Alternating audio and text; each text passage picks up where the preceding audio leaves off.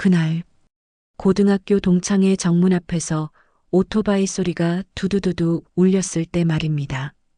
모든 사람들이 돌아봤어요. 거기 멋진 오토바이에서 내린 건 어머, 저게 미자랑 석진이야? 야, 시어머니 똥 받아내던 그 부부 맞나? 시어머니 모신 건 36해.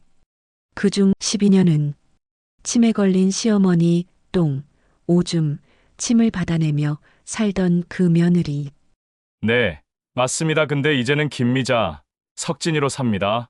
며느리, 사위 아니고요. 도대체 무슨 일이 있었던 걸까요? 지금부터 그 이야기를 들려드리겠습니다. 내 이름은 김미자예요. 올해로 65인데 그 중에서 28부터 64까지 시어머니 모셨고 그중 12년을 똥 받아내며 살았어요. 아, 놀라셨나요? 똥이라니. 그런데 그게 제 인생이었거든요. 정말이지 그랬어요. 침에 걸린 시어머니 똥을 하루에 몇 번씩 받아내고 빨고 닦고 그게 제가 아는 유일한 삶이었어요. 미자야, 또 싸셨다. 매일 아침 6시 시어머니 방에서 들려오는 그 소리로 하루가 시작됐어요. 지금 생각해도 정말 끔찍해요. 처음엔 코를 막고 했어요. 그런데 12년 하다 보니까 이제는 냄새도 안 나더라고요. 제 코가 죽었나 싶을 정도였어요. 석진이 제 남편 말이에요. 사실 저희는 고등학교 동창이었어요. 같은 반 친구였죠. 그런데 결혼하고 나서부터는 이상하게 들리실 텐데 제가 석진이한테 존댓말을 써요. 왜냐하면 시어머니가 결혼 첫날부터 그러셨거든요. 미자야, 이 집에서는 남편한테 반말하는 거 아니야. 남편한테 어떻게 반말을 해? 꼭 석진 씨라고 불러야 해. 그렇게 36년을 살다 보니까 이제는 습관이 됐어요. 친구였는데도 반말을 못하게 된 거죠. 그 석진이는 어머니 모시는 게 당연하지 않냐 하면서 회사 간다고 아침마다 도망가듯 나가버렸어요. 힘들어도 참아. 며느리 돌이잖아. 그게 그 사람이 저한테 해준 유일한 위로였어요. 위로라고요? 그게 위로인가요? 글쎄요, 그 시절 생각하면 하루하루가 지옥 같았어요. 새벽 5시에 일어나서 시어머니 기저귀 갈고 아침밥 해드리고 약 먹여드리고 그러면 안 되겠지만 가끔은 차라리 내가 죽었으면 싶었어요. 특히 겨울날엔 더 심했어요. 시어머니가 밤중에 자꾸 일어나서 돌아다니세요. 한겨울에 난방도 제대로 안 되는 방에서 이불 빨고 걸레질하고 손이 얼어서 감각이 없을 때가 한두 번이 아니었어요. 그런데 말이에요. 12년 동안 한 번도 친정에 가본 적이 없어요. 시어머니 두고 갈 수가 없으니까요. 친구들 만나는 것도, 영화 보는 것도, 심지어 병원 가는 것도 다 포기했어요. 제가 아파서 열이 펄펄 끓을 때도 시어머니 간병이 우선이었거든요. 그런데 정말 서러웠던 건 시어머니 말씀이었어요. 미자야, 내가 나를 죽이려고 하냐? 약도 제때 안 주고 밥도 맛없게 해주고 치매 때문에 그런 말씀하시는 거 아는데도 가슴이 찢어지듯 아팠어요. 정성껏 해드려도 늘 부족하다 하시고 밤마다 집에 가고 싶다 하시며 우시고 어떤 날은 시어머니가 벽에다 똥을 발라놓으신 날이 있었어요. 그것도 한두 번이 아니라 계속 그러세요. 하루 종일 그걸 닦고 있는데 문득 거울을 봤더니 거기 서 있는 게 누군지 모르겠더라고요. 머리는 산발이 되어 있고 옷에는 온갖 더러운 게 다 묻어 있고 이게 나야? 그때 처음으로 깨달았어요. 아, 나는 이미 죽었구나. 김미자는 이미 죽고 여기 있는 건 그냥 똥 받아내는 기계구나. 그런데 말이에요. 가장 서러웠던 건 따로 있었어요. 어느 날 동네 아주머니가 그러더라고요. 미자야, 넌 참 효부다. 시어머니 저렇게 모시는 며느리가 어디 있니? 효부라고요. 그 말 들으니까 더 울고 싶었어요. 저는 효부가 되고 싶었던 게 아니에요. 그냥 한 번쯤은 저답게 살고 싶었습니다. 시집 오기 전엔 제가 뭘 좋아했는지 아세요? 바느질하고 꽃 기르고 친구들과 영화도 보고 그런 소소한 일상이 좋았거든요. 그런데 결혼하고 나니까 그런 건 다 사치가 됐어요. 시어머니가 말씀하시길 며느리가 한가하게 뭘 하냐? 집안일이나 제대로 해라 이러세요. 심지어 제 친정 엄마가 돌아가셨을 때도 장례식장에 못 갔어요. 시어머니가 누가 나를 돌봐줄 거냐고 하시니까 석진이도 못 가라 하더라고요. 그날 밤 혼자 마당에서 엉엉 울었어요. 제 엄마 마지막 가는 길도 배웅 못 해주고 그게 얼마나 죄스럽던지요. 정말이지 그때는 하루하루가 버티기만 하면 되는 시간이었어요. 아침에 눈 뜨면 오늘도 무사히 보내자 하는 마음뿐이었어요. 제 꿈이나 희망 같은 건 생각할 여유도 없었고요. 그런데 어느 날 시어머니가 마지막 숨을 거두셨어요. 2023년 10월 15일 새벽 4시 12분. 저는 그 시간을 정확히 기억해요. 왜냐하면 그때가 제 인생에서 처음으로 자유로워진 순간이었거든요.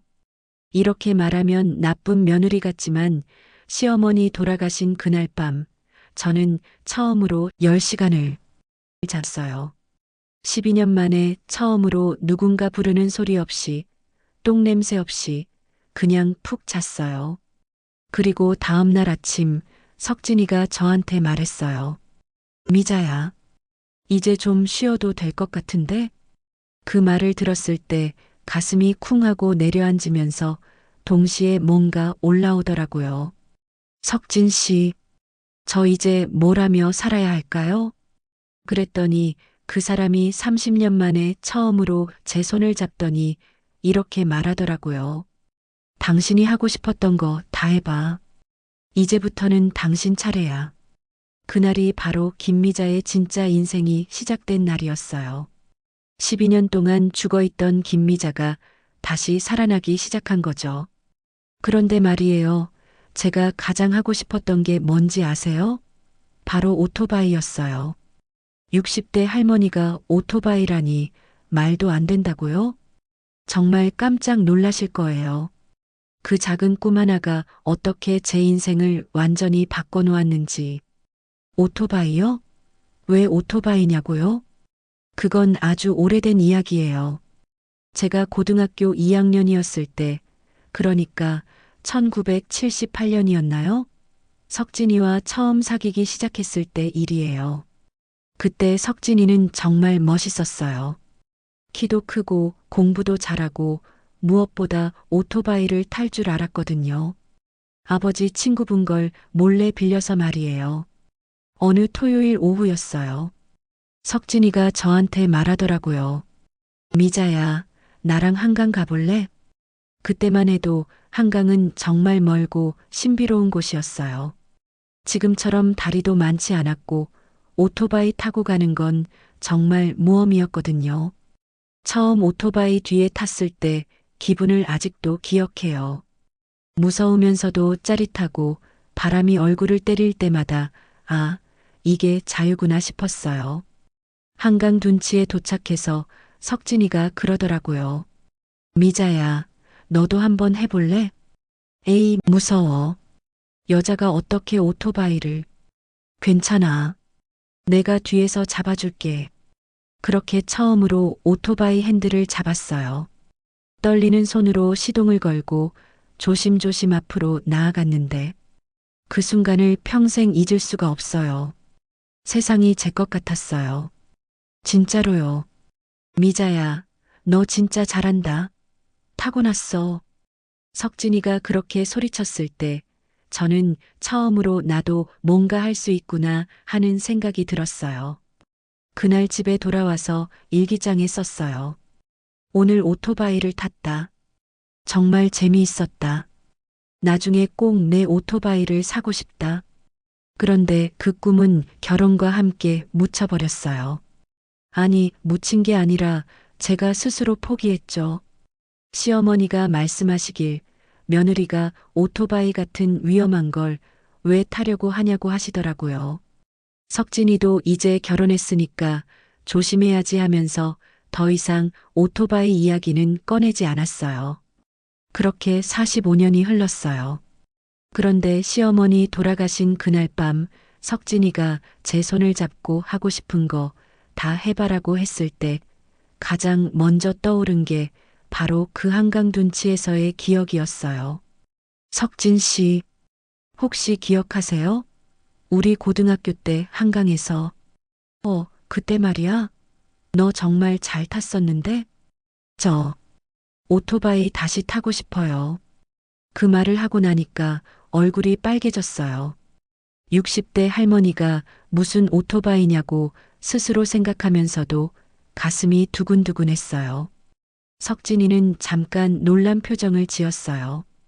그러더니 웃으면서 말하더라고요. 그래, 왜 안 돼? 이제 누가 뭐라고 할 사람도 없는데. 그날 밤 저는 잠이 안 와서 인터넷을 찾아봤어요. 60대 오토바이 시니어 라이딩. 이런 검색어로 말이에요. 그런데 정말 많더라고요. 저보다 나이 많은 분들이 오토바이 타고 전국을 돌아다니는 사진들이 가득했어요. 외국에서는 더 많은 것 같더라고요. 아, 나만 이상한 게 아니구나. 그렇게 생각하니까 용기가 났어요. 다음 날 아침 석진이한테 말했어요. 오토바이 배우러 가고 싶어요. 진짜로? 네, 진짜로요. 석진이가 활짝 웃으면서 말하더라고요. 좋아. 그럼 내가 먼저 면허부터 다시 따자. 나도 30년 넘게 안 탔으니까. 그 순간 정말 행복했어요. 30년 만에 제 편이 되어주는 사람이 생긴 것 같아서요. 그런데 문제는 주변 사람들이었어요. 먼저 신우이한테 연락이 왔어요. 언니, 오빠가 오토바이 산다고? 나이가 몇인데 그런 위험한 걸? 아, 그게. 어머니 돌아가시자마자 철없이 그게 뭐예요? 근데 언니도 같이 탄다고요? 정말 어이가 없네요. 전화를 끊고 나서 기분이 확 안 좋아졌어요. 그렇다고 포기할 수는 없었어요. 이미 마음속에서 다시 17살이 된 제가 빨리 타고 싶어 하고 소리치고 있었거든요. 동네 아주머니들도 마찬가지였어요. 미자 씨, 그 나이에 오토바이 위험해요, 위험해.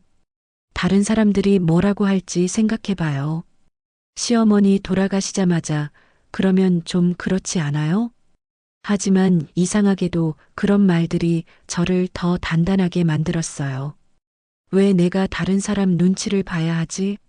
이제는 내 인생인데. 그렇게 생각하니까 오히려 더 하고 싶어졌어요.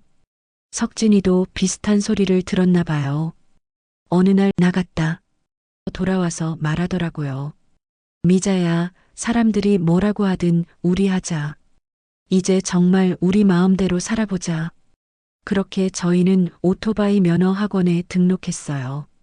60대 부부가 나란히 앉아서 교통법규 공부하는 모습이 얼마나 우스웠는지 몰라요. 하지만 정말 재미있었어요. 젊은 사람들 사이에 끼어서 좌회전시 주의사항은 이런 걸 외우고 있으니까 마치 제가 다시 학생이 된 것 같았어요. 필기시험 날 저는 떨리는 손으로 답안지를 작성했어요. 합격 발표를 기다리는 동안 석진이가 제 손을 꼭 잡아줬어요. 합격? 그 순간 저는 소리를 질렀어요. 야호! 주변에 있던 젊은 친구들이 박수를 쳐줬어요. 그 박수 소리가 정말 좋았어요. 이제 기능시험만 남았어요. 실제로 오토바이를 타고 시험을 보는 거예요. 처음 오토바이에 올라탔을 때 45년 전 그 한강 둔치에서의 기억이 되살아났어요. 떨리긴 했지만 무섭지는 않았어요.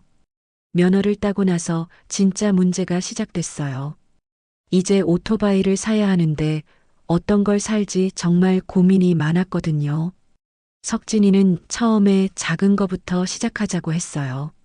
미자야, 125cc 정도로 시작해서 천천히 익숙해지자. 그런데 제가 오토바이 매장에 가서 실제로 여러 종류를 보니까 마음이 바뀌었어요. 특히 혼다 골드윙이라는 모델을 봤을 때 한눈에 반했거든요. 크고 웅장하고 메탈 블루라는 남색이 정말 예뻤어요. 마치 제가 꿈꿔왔던 자유를 상징하는 것 같았어요. 이거요, 이걸 타고 싶어요. 매장 직원이 깜짝 놀라더라고요. 어머니, 이건 1833cc 대형 오토바이인데 처음 타시기엔 부담스러우실 것 같은데요? 괜찮아요. 전 이게 좋아요. 석진이도 걱정했어요. 미자야, 너무 큰 거 아니야? 무거우면 넘어질 수도 있고. 아니에요. 전 이걸로 할래요. 그날 밤 집에서 큰 토론이 벌어졌어요. 석진이는 안전을 걱정했고 저는 제 꿈을 포기하고 싶지 않았어요. 석진 씨, 지금까지 36년 동안 안전하게만 살았어요. 이제는 제가 원하는 걸 해보고 싶어요. 그래도 시어머니 돌아가시기 전까지 전 한 번도 제 마음대로 한 적이 없어요. 오토바이 한 대 사는 것도 제가 정할 수 없나요? 그 말을 하고 나서 저도 깜짝 놀랐어요. 지금까지 한 번도 석진이한테 그렇게 강하게 말한 적이 없었거든요. 석진이도 놀란 표정이었어요. 그러더니 한참 생각하더니 말하더라고요. 알겠어. 당신이 원하는 걸로 하자. 대신 조심히 타기로 약속해. 정말요? 응, 정말이야. 그렇게 저희는 혼다 골드윙을 주문했어요. 남색으로요. 그런데 주문하고 나서 또 다른 문제가 생겼어요. 가격이 생각보다 많이 나왔거든요. 4천만 원. 석진이가 말하더라고요. 미자야, 적금을 좀 깨야겠어. 그리고 연금도 일부 미리 받을 수 있대. 그렇게까지 해야 하나요? 당신이 평생 참고 산 건데 이 정도는 해야지. 그 말을 듣고 가슴이 뭉클했어요. 석진이가 정말 변한 것 같았거든요. 오토바이가 나오기까지 2주 정도 걸린다고 했어요. 그 2주 동안 저는 매일 유튜브로 오토바이 타는 법을 공부했어요. 시니어 라이딩, 초보자, 오토바이 타기, 커플 투어링, 온갖 영상을 다 봤어요. 그러면서 점점 설레기 시작했어요. 마치 소풍 가기 전날 밤 같은 기분이었어요. 그런데 문제는 주변 사람들이었어요. 소문이 나기 시작한 거예요. 먼저 신우이가 또 전화했어요.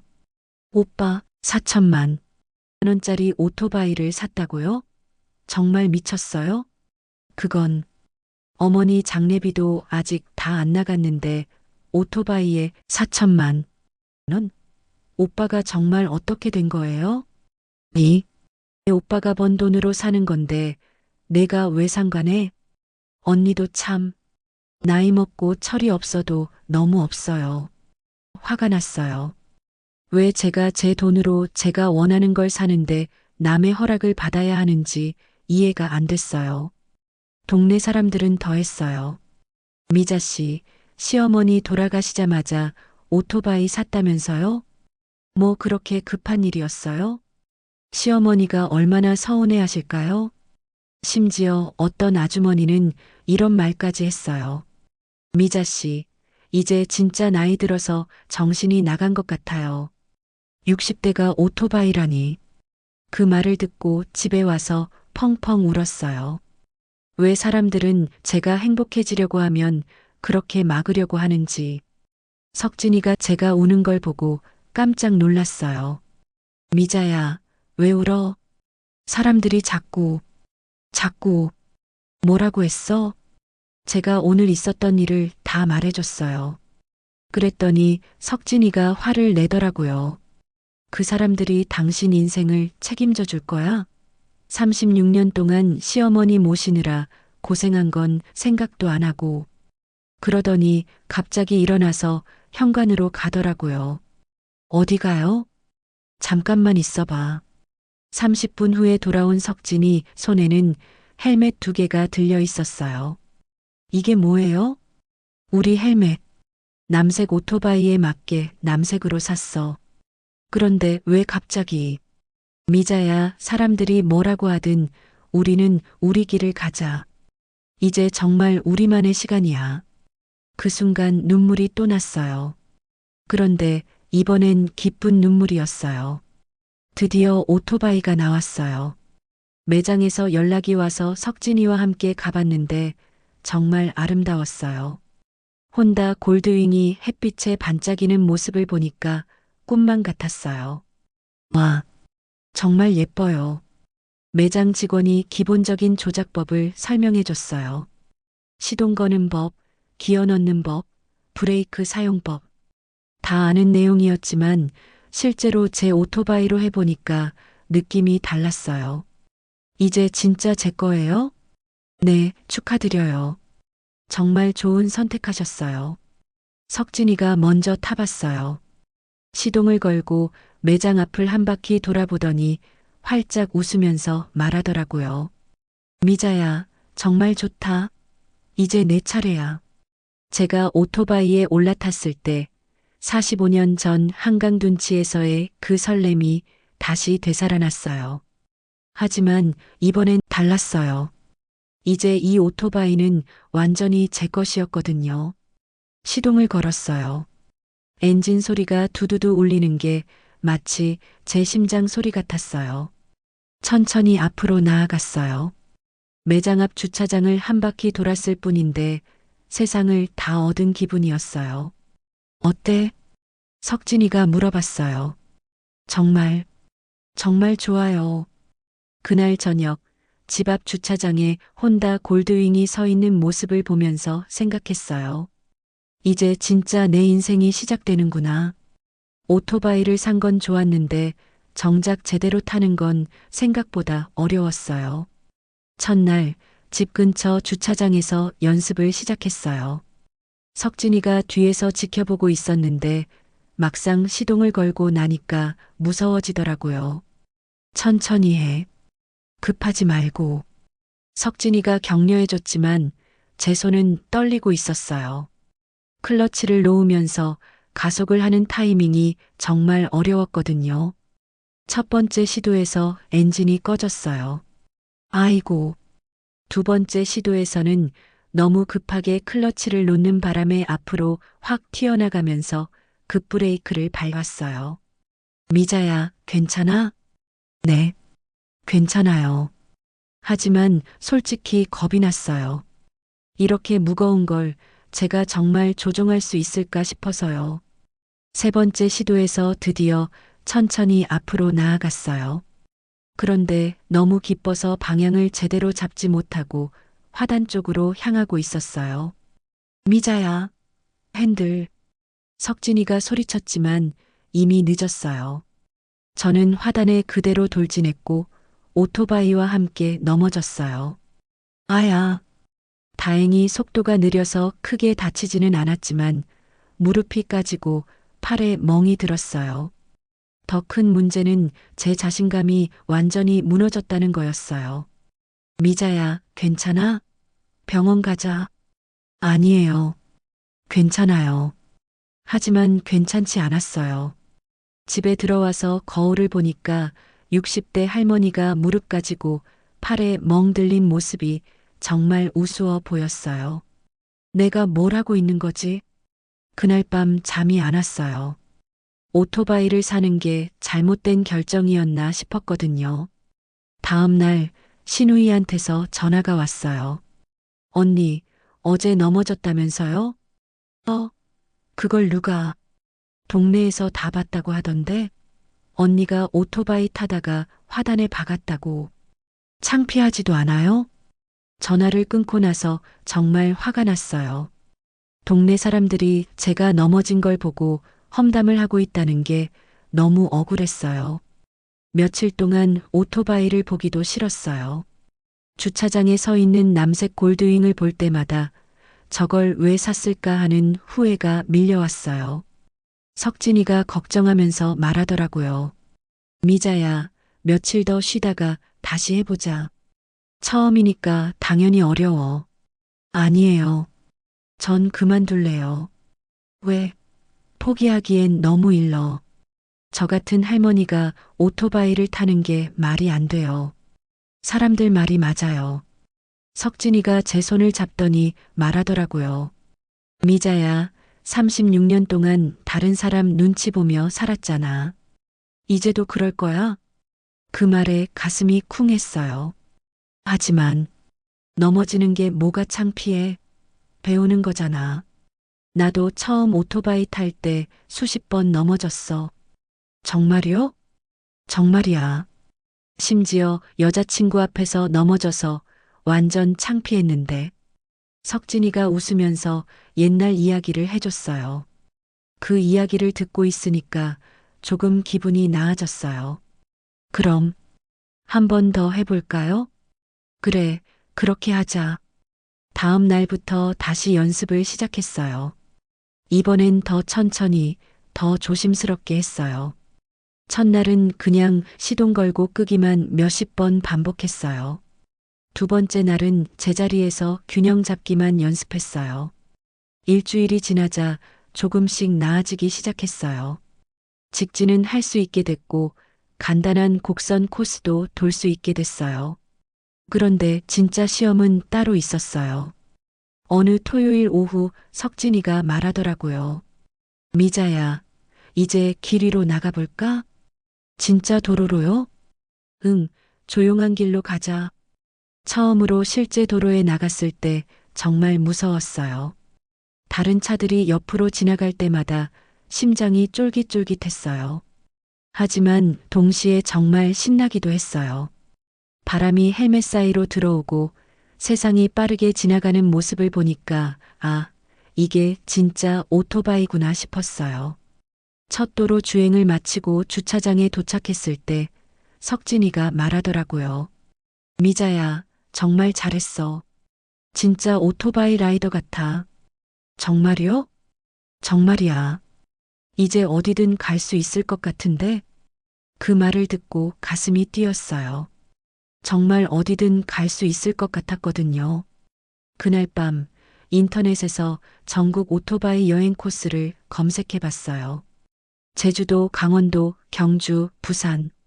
가보고 싶은 곳이 너무 많았어요. 석진 씨, 우리 어디 가볼까요? 어디든 좋아.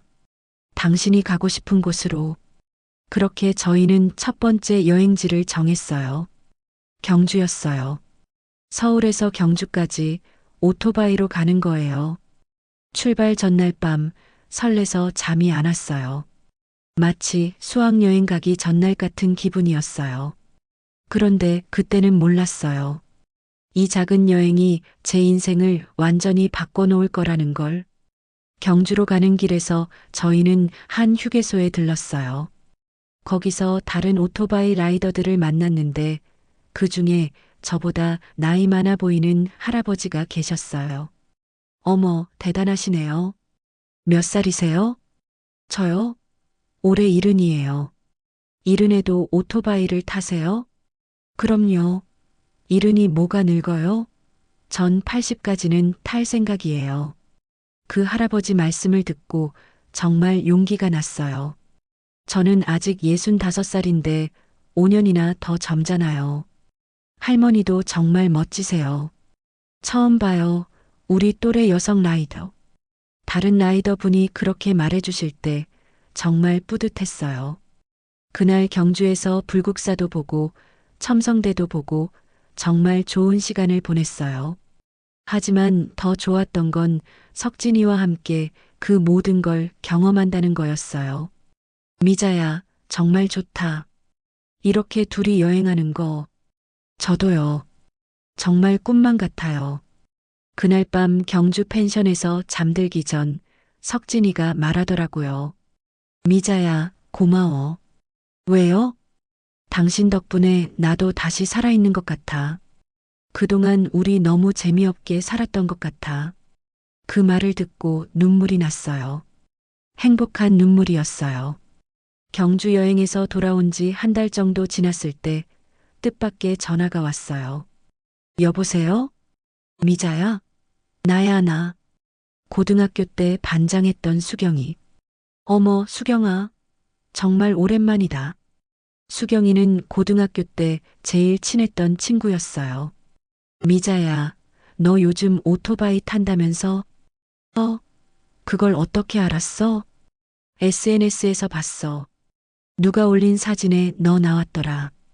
완전 멋지더라. 알고 보니 경주 여행 때 만났던 라이더분이 저희 사진을 찍어서 온라인 바이커 카페에 올렸던 거예요. 시니어 라이더 부부라는 제목으로요. 그런데 미자야, 우리 고등학교 동창회 하는데 안 올래? 동창회? 응, 오랜만에 하는 거야. 11월에 학교에서. 동창회라. 정말 오랜만에 듣는 단어였어요. 결혼하고 나서 한 번도 참석해 본 적이 없었거든요. 글쎄, 갑자기 그런 자리에 가면 어색할 것 같은데. 뭐가 어색해? 다들 너 보고 싶어 해. 특히 석진이랑 같이 오면 더 좋겠다. 전화를 끊고 나서 고민이 됐어요. 동창회에 가고 싶은 마음도 있었지만 한편으론 무서웠어요. 사람들이 저를 어떻게 볼지. 석진이한테 말해봤어요. 동창회 하는데 같이 갈래요? 동창회? 좋지. 몇 년 만이야? 45년 만이에요. 뭐? 45년? 네. 그동안 한 번도 못 갔어요. 시어머니 때문에. 석진이가 조용해졌어요.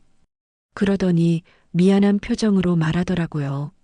미자야, 정말 미안해. 나도 그때는 생각이 없었어. 나만 몇 번 갔었네. 이제 와서 뭘. 그런데 정말 갈까요? 당연히 가야지. 이제 당당하게 갈 수 있잖아. 그렇게 동창회 참석을 결정했어요. 그런데 동창회까지 2달 정도 남은 어느 날 신우이가 또 전화했어요.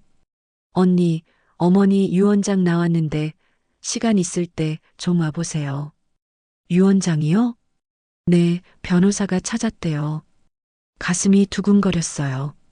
시어머니가 유언장을 남기셨다니. 뭐라고 쓰여 있을까요? 다음 날 신우이 집에 갔어요. 변호사도 와 있었고 가족들도 다 모여 있었어요. 석진이만 다른 일로 빠졌어요. 그럼 유언장을 읽어드리겠습니다. 변호사가 봉투를 열었어요. 제 심장이 쿵쾅쿵쾅 뛰었어요. 석진아, 너는 그동안 효자였다. 하지만 이 집은 딸인 영숙이에게 물려준다. 그 순간 머리가 하얘졌어요. 그리고 미자에게는 미자야, 너는 며느리로서 최선을 다했지만 결국 며느리는 며느리일 뿐이다. 이 집에서 나가서 너희끼리 살아라. 조용했어요. 모든 사람이 저를 쳐다봤어요. 신우이가 말했어요. 언니, 어머니 말씀이 이러시니까 이해해 주세요. 제가 36년 동안 살던 집에서 나가라는 거였어요. 똥을 받아내고 간병하고 모든 걸 희생했는데 결국 며느리는 며느리일 뿐이라고요. 집에 돌아와서 석진이한테 말했어요.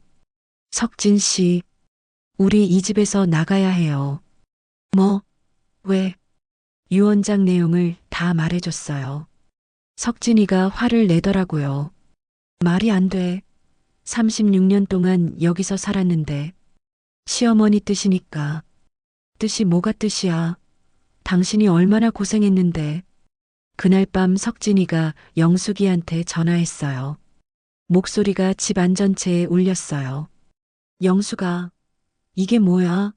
미자가 얼마나 고생했는데 집에서 나가라고? 오빠, 어머니 유언이니까. 유언이 뭐가 유언이야? 법적으로도 문제 있어. 오빠가 미자 언니 편만 들어서 그래요. 어머니가 얼마나 서운해 하셨는데. 뭐가 서운해? 36년 동안 모셨는데 뭐가 더 서운해? 전화 싸움이 1시간 넘게 계속됐어요. 저는 옆에서 듣고만 있었어요. 결국 우리는 집을 나가기로 했어요. 석진이가 아무리 화를 내도 시어머니 유언을 어길 수는 없었거든요. 미자야, 미안해. 내가 더 잘했어야 했는데. 아니에요. 이제 와서 뭘.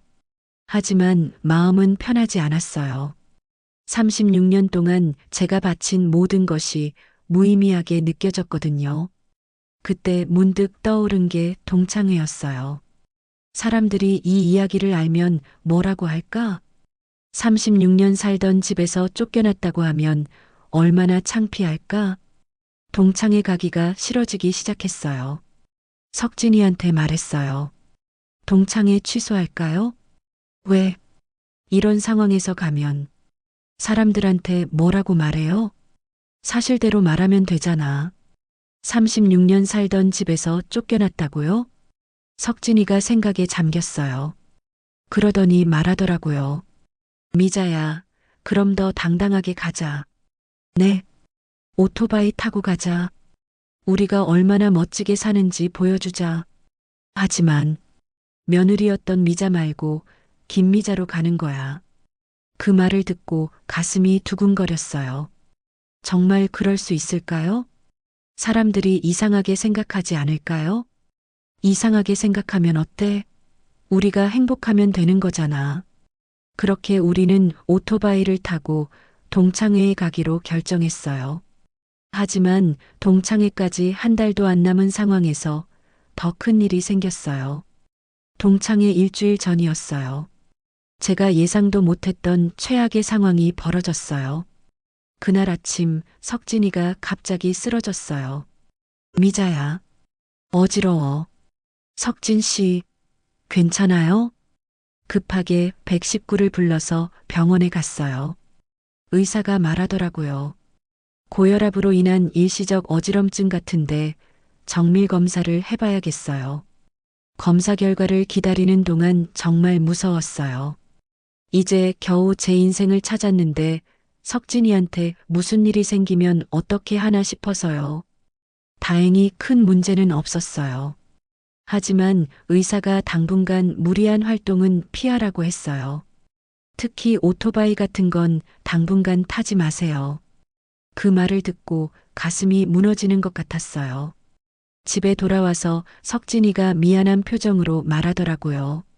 미자야, 동창회. 못 갈 것 같아. 괜찮아요. 안 가면 되죠. 아니야, 너라도 가야 해. 혼자는 싫어요. 그럼 버스 타고 가든지. 하지만 저는 버스 타고 가고 싶지 않았어요. 오토바이를 타고 당당하게 가고 싶었는데 그럴 수 없게 된 거예요. 그런데 더 큰 문제가 생겼어요. 그 다음 날 동네에 소문이 퍼졌어요. 석진이가 쓰러진 이유가 오토바이 때문이라는 소문이요. 미자 씨, 남편분이 오토바이 타다가 쓰러진 거 아니에요? 아니에요. 그냥 고혈압 때문에. 그래도 그 나이에 오토바이 타면 몸에 무리가 가죠. 어떤 아주머니는 더 심한 말을 했어요. 시어머니 돌아가시자마자 오토바이 사더니 결국 이렇게 되잖아요. 벌 받는 거 아니에요? 그 말을 듣고 정말 화가 났어요. 하지만 뭐라고 대답해야 할지 몰랐어요. 신우이도 전화했어요. 언니, 오빠 괜찮아요? 큰 문제 없어요. 그래도 오토바이는 이제 그만 타세요. 위험해요. 언니도 나이가 있으신데 무리하지 마세요. 모든 사람이 제게 오토바이를 그만 타라고 했어요. 심지어 석진이도 조심스럽게 말하더라고요. 미자야, 내가 이렇게 된 걸 보니까 우리 정말 무리했나 싶어? 그런 게 아니에요. 의사도 고혈압 때문이라고 했잖아요. 그래도 그날 밤 저는 혼자 주차장에 나가서 남색 혼다 골드윙을 바라봤어요. 한 달 전만 해도 제 꿈과 희망의 상징이었는데 이제는 모든 문제의 원인이 된 것 같았어요. 정말 내가 잘못된 걸까? 60대가 오토바이를 타는 게 말이 안 되는 걸까? 그런 생각들이 머릿속을 맴돌았어요. 더 큰 충격은 다음 날 받았어요. 수경이한테서 전화가 왔어요. 미자야, 동창회 못 온다며? 왜? 석진이가 좀 아파서. 아, 그래. 그럼 어쩔 수 없네. 그런데 수경이가 이상한 말을 하더라고요. 그런데 미자야, 혹시 동창들이 너 욕하는 거 알아? 엥? 날 욕한다고? 응. SNS에서 내 사진 보고서는 나이도 모르고 철없다는 댓글들이 좀 있어. 가슴이 쿵 내려앉았어요. 뭐라고 하는데? 60대가 오토바이 타고 다니는 게 보기 좋냐? 자식들이 뭐라고 하지 않나? 뭐 이런 얘기들. 전화를 끊고 나서 정말 절망적이었어요. 제가 그렇게 기다리던 동창들이 저를 비웃고 있었다니. 정말 견딜 수 없었어요. 그날 저녁 저는 석진이한테 말했어요. 오토바이 팔까요? 갑자기 왜? 사람들이 다 이상하게 봐요. 동창들도 저를 비웃고 있고, 그래서 포기할 거야? 전 지쳤어요. 뭘 해도 욕먹고, 뭘 해도 이상한 사람 취급받고, 석진이가 제 손을 잡았어요. 미자야, 36년 동안 참고 살았는데, 이제 와서 또 참고 살 거야? 하지만, 당신이 행복한 게 뭐가 잘못된 거야? 누구한테 피해 준 것도 아니고, 그 말을 듣고 눈물이 났어요. 그런데 왜 사람들은 저를 그렇게 보는 걸까요? 사람들이 뭐라고 하든 우리는 우리 길을 가야 해. 그렇게 말하면서도 석진이 목소리에는 확신이 없었어요. 그날 밤 저는 정말 많은 생각을 했어요. 동창회도 포기하고 오토바이도 팔고 그냥 조용히 살까 싶었어요. 하지만 동시에 이런 생각도 들었어요. 내가 36년 동안 참고 산 게 뭘 위해서였지? 이제 와서 또 다른 사람들 때문에 제 꿈을 포기해야 하나? 그러고 보니 지금까지 제 인생에서 정말 제가 원해서 한 게 거의 없었어요. 시집살이도 시어머니 간병도 모든 게 해야 하는 것이었지 하고 싶은 것은 아니었어요. 오토바이가 제가 처음으로 하고 싶어서 한 일이었는데 그때 갑자기 결심이 섰어요. 그런데 바로 그때였어요. 갑자기 석진이가 일어나더니 말하더라고요. 미자야, 나 괜찮아졌어. 네. 어지럼증도 없고 몸도 괜찮아. 스트레스가 문제였던 것 같아. 다행인데 조심해야죠? 괜찮아. 집에서 쫓겨나고 사람들 눈치 보고 그런 게 몸을 망친 것 같아. 근데 지금은 정말 괜찮아. 그럼 미자야, 우리 동창회 가자. 함께. 그 말을 듣고 눈물이 또 났어요. 기쁜 눈물이었어요. 정말 함께 갈 수 있어요? 당연하지. 이제 누가 뭐라고 해도 상관없어. 우리 함께 당당하게 가자. 그때 갑자기 결심이 섰어요. 동창회에 가기로 했어요. 오토바이를 타고 가기로 했어요. 둘이 함께 말이에요. 동창회 당일 아침이었어요. 석진이는 완전히 회복되어서 정말 설레하고 있었어요. 정말 설레네. 그날 저희가 입은 옷을 기억하세요. 저는 검은색 가죽 재킷에 빨간색 스카프, 석진이는 검은색 가죽 재킷에 파란색 스카프. 거울을 보니까 정말 멋진 부부 같았어요. 와, 우리 정말 멋있네. 그럼 45년 만에 가는 동창회인데 당당하게 가야지. 오토바이에 올라탔어요. 제가 뒤에 타고 석진이가 운전했어요. 시동을 걸자 두두두 엔진 소리가 울렸어요. 미자야, 준비됐어? 네. 학교까지 1시간 정도 걸렸어요. 가는 동안 계속 생각했어요. 사람들이 우리를 어떻게 볼까? 정말 비웃을까? 하지만 뒤에서 석진이 등을 느끼니까 용기가 났어요. 이제는 혼자가 아니니까요. 학교 정문 앞에 도착했을 때 이미 많은 사람들이 와 있었어요. 정문 위에는 땡땡 고등학교 78년도 졸업생 동창회라고 쓰인 현수막이 걸려 있었어요. 모두 그 현수막 앞에서 사진을 찍고 있었어요. 어떻게 할까? 바로 들어갈까? 아니야, 좀 멋있게 들어가자. 석진이가 오토바이를 정문 바로 앞까지 몰고 갔어요. 엔진 소리가 두두두두 크게 울리니까 모든 사람이 돌아봤어요. 저 오토바이 뭐야? 오토바이가 왜 와? 저희는 천천히 오토바이에서 내렸어요. 먼저 내가 내리고 그 다음에 석진이가 내렸어요. 헬멧을 벗는 순간 조용해졌습니다. 모든 사람이 저희를 쳐다봤어요. 저 사람들 누구야? 그때 수경이가 달려왔어요. 미자? 석진이? 정말 너희야? 수경아. 어머, 완전 달라졌네. 어떻게 이렇게 멋있어졌어? 다른 동창들도 하나둘씩 다가왔어요. 미자 맞네. 석진이도. 와, 정말 못 알아볼 뻔했다. 어떻게 이렇게 젊어 보여? 그런데 그때 한 남자 동창이 저희 혼다 골드윙을 가리키면서 말하더라고요. 설마 너희가 저 오토바이 타고 온 거야? 응, 맞아. 석진이가 당당하게 대답했어요. 뭐? 정말? 응, 우리가 타고 왔어. 그 순간 정적이 흘렀어요. 모든 사람이 믿을 수 없다는 표정으로 저희를 봤어요. 그때 어떤 여자 동창이 비웃는 투로 말하더라고요. 이럴 수가. 나이도 생각하고 살아야지. 맞아. 60대 부부가 오토바이라니. 위험하지 않아? 그 말들을 듣고 가슴이 아팠어요. 역시 사람들은 저희를 이상하게 보는구나 싶었어요. 하지만 그때 뜻밖의 일이 일어났어요. 한 남자 동창이 박수를 치기 시작했어요. 미자야, 정말 대단하다. 응? 60대의 오토바이라니. 정말 멋있어. 그러자 다른 동창들도 하나둘씩 박수를 치기 시작했어요. 맞아, 정말 멋져. 우리 중에 그런 용기 있는 사람이 누가 있어? 미자가 제일 젊게 사는 것 같다. 비웃던 사람들이 갑자기 조용해졌어요.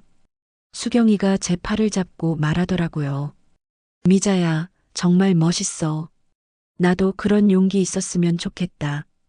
그때 한 여자 동창이 조심스럽게 말했어요. 미자야, 실은 나도 그런 거 하고 싶었어. 그런데 남편이 말리고 자식들이 말리고 결국 못했거든. 나도 등산도 하고 싶고 여행도 하고 싶은데 나이 때문에 포기한 게 너무 많아. 갑자기 분위기가 바뀌었어요. 저를 비웃던 사람들이 오히려 부러워하기 시작했어요.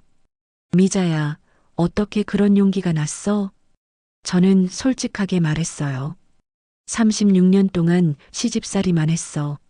시어머니 간병하느라 내 인생이 없었거든. 그래서 이제라도 하고 싶은 걸 해보고 싶었어. 36년? 진짜?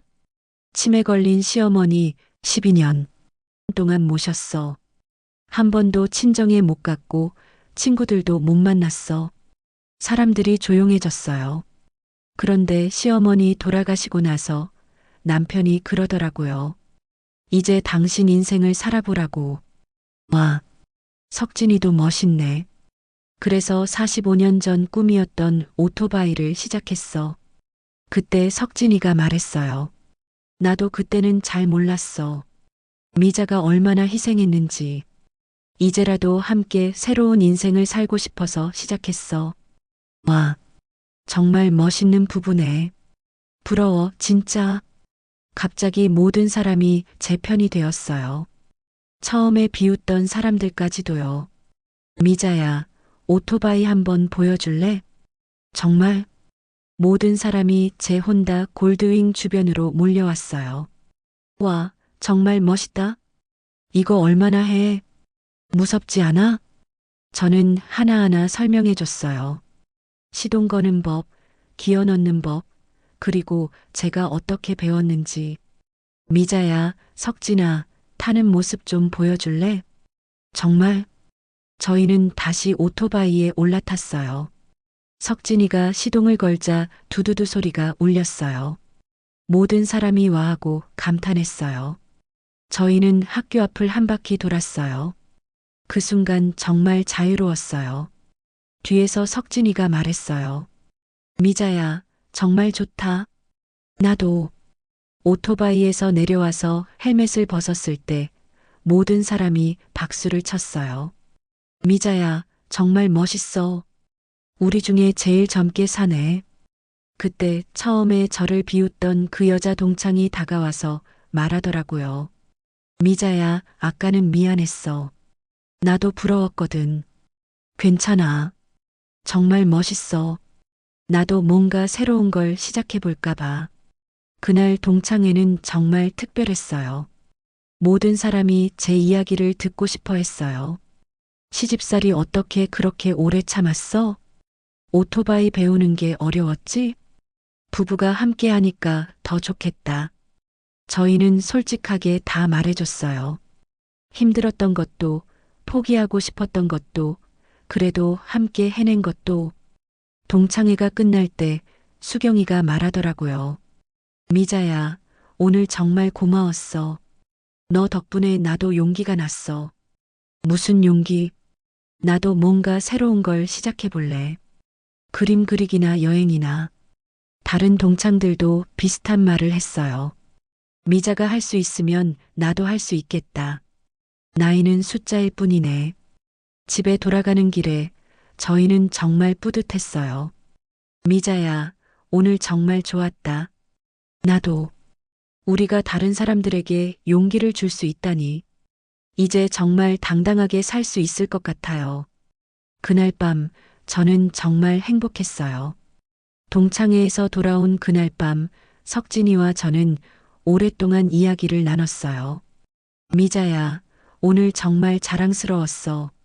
저도요. 우리가 함께 가길 잘했어요. 그렇지?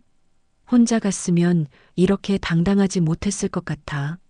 석진이가 그렇게 말하더니 갑자기 제 손을 잡았어요. 미자야, 우리 정말 새로 시작하자. 새로 시작한다는 게 집도 새로 구하고 우리 둘만의 인생을 살자. 이제는 정말 우리 방식대로. 그 말을 듣고 가슴이 뜨거워졌어요. 정말이요? 정말이야. 오늘 사람들이 우리를 보고 부러워하는 걸 보니까 우리가 정말 잘 살고 있구나 싶어. 그날부터 저희 인생이 완전히 바뀌었어요. 먼저 새 집을 구했어요. 작지만 깔끔한 아파트였어요. 무엇보다 오토바이를 세울 주차장이 있었어요. 이사하는 날 신우이가 와서 말하더라고요. 언니, 오빠 정말 나가는 거예요? 응, 새로 시작하려고. 그런데 이렇게 나가면 어머니가 서운해 하실 텐데. 그때 석진이가 말했어요. 영수가, 어머니는 이제 안 계셔. 우리는 우리 인생을 살아야 해. 오빠가 왜 이렇게 변했어요? 변한 게 아니라 깨달은 거야. 미자와 함께 살아가는 게 뭔지.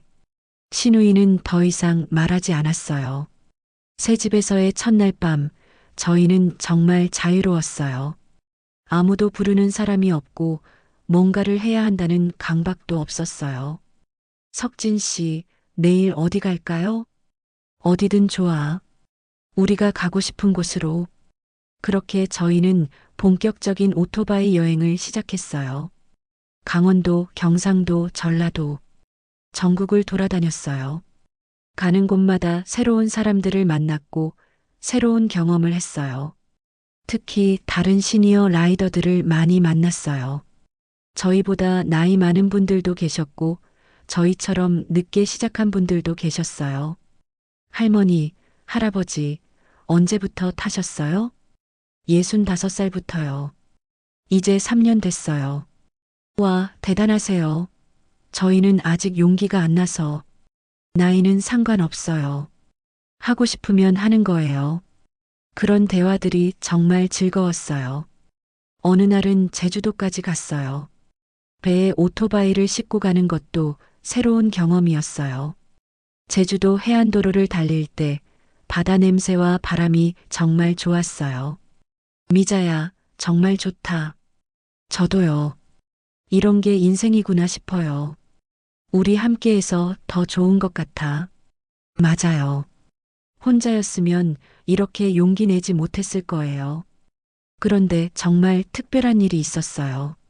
제주도 한 카페에서 쉬고 있는데 젊은 부부가 다가왔어요. 할머니, 할아버지, 혹시 인터넷에 나온 그분들이세요? 60대에 오토바이 시작하신, 네, 인터넷에요? 알고 보니 누군가 저희 이야기를 블로그에 올렸더라고요. 60대 부부의 늦은 시작, 그러나 멋진 도전이라는 제목으로요. 정말 감동적이었어요. 저희도 도전해보고 싶은 게 있는데 용기가 안 났거든요. 무슨 도전이에요? 저희 나이가 40인데 아이 낳고 키우느라 꿈을 다 포기했거든요. 그런데 할머니, 할아버지 보니까 다시 용기가 나요. 그 말을 듣고 마음이 뭉클했어요. 그럼 도전해보세요. 나이는 상관없어요. 하지만 주변에서 애들 키우는데 무슨 꿈이냐고 해요. 그래도 도전하세요. 자기 인생은 자기가 살아야 해요. 그 부부가 눈물을 글썽이더니 말하더라고요. 할머니, 할아버지 보니까 정말 용기가 나요. 저희도 해볼게요. 그날 이후로 저희에게 연락하는 사람들이 많아졌어요. 인터넷을 통해서요. 할머니, 할아버지 덕분에 용기 내서 그림 배우기 시작했어요. 저희도 60살에 새로운 취미 시작했어요. 할머니, 할아버지처럼 저희도 꿈을 찾고 싶어요. 그런 메시지들을 받을 때마다 정말 뿌듯했어요. 저희가 저희 인생을 사는 것만으로도 다른 사람들에게 용기를 줄 수 있다니. 6개월 후 석진이 건강도 완전히 회복됐어요. 이제는 저보다 더 적극적으로 여행 계획을 세워요. 미자야, 이번엔 부산까지 가볼까? 좋아요. 그리고 내년에는 일본 오토바이 여행도 해보자. 정말요? 우리가 원한다면 어디든지. 이제 저희는 정말 자유로워요. 하고 싶은 것도 많고 가고 싶은 곳도 많아요. 가끔 예전 집 앞을 지날 때가 있어요. 그럴 때마다 생각해요. 저기서 36년을 살았구나. 후회는 안 해요. 그 시간도 제 인생의 일부니까요. 하지만 이제는 정말 다르게 살고 있어요. 어제는 신우이한테서 연락이 왔어요. 언니, 오빠 요즘 어떻게 지내세요? 좋아. 정말 좋아. 어머니가 보고 싶지 않아요? 보고 싶지. 하지만 이제는 우리 인생도 살아야지. 신우이가 잠깐 조용하더니 말하더라고요. 언니, 오빠가 부러워요. 그렇게 자유롭게 사는 게. 영수가 너도 하고 싶은 거 해봐. 저는 용기가 없어요. 우리도 처음에는 무서웠어. 하지만 해보니까 별거 아니더라. 요즘 저희는 정말 행복해요. 매일 아침 눈 뜰 때마다 오늘은 뭘 할까? 하는 설렘이 있어요. 석진이도 완전히 변했어요. 이제는 제 의견을 먼저 물어봐요. 미자야, 점심 뭐 먹고 싶어? 어디 가고 싶어? 뭐 하고 싶어? 36년 만에 처음 듣는 질문들이에요. 그리고 저도 변했어요. 이제는 제 의견을 당당하게 말해요. 저는 이게 좋아요. 저는 이렇게 하고 싶어요. 저는 이거 하기 싫어요. 처음에는 어색했지만 이제는 자연스러워요. 며칠 전에는 TV 인터뷰 요청도 왔어요. 60대의 새로운 도전이라는 프로그램에서요. 할머니, 할아버지, 다른 시니어분들께 해주고 싶은 말씀이 있으세요? 나이는 숫자일 뿐이에요. 하고 싶은 게 있으면 지금이라도 시작하세요. 늦었다고 생각하지 않으세요? 늦은 게 아니라 때가 된 거예요. 지금이 저희 때예요. 그 방송을 본 많은 분들이 연락을 주셨어요. 할머니, 할아버지 덕분에 용기 냈어요. 저희도 새로운 걸 시작해보고 싶어요. 정말 뿌듯해요. 지금 제가 여러분께 하고 싶은 말이 있어요. 나이 때문에, 다른 사람 시선 때문에, 늦었다는 생각 때문에 포기하지 마세요. 저희도 65살에 시작했어요. 늦지 않아요. 중요한 건 나이가 아니라 마음이에요. 하고 싶은 게 있으면 지금 당장 시작하세요. 누가 뭐라고 해도 상관없어요. 본인이 행복하면 되는 거예요. 그리고 가능하면 사랑하는 사람과 함께 하세요. 혼자보다 둘이 더 용기가 나고 더 즐거워요.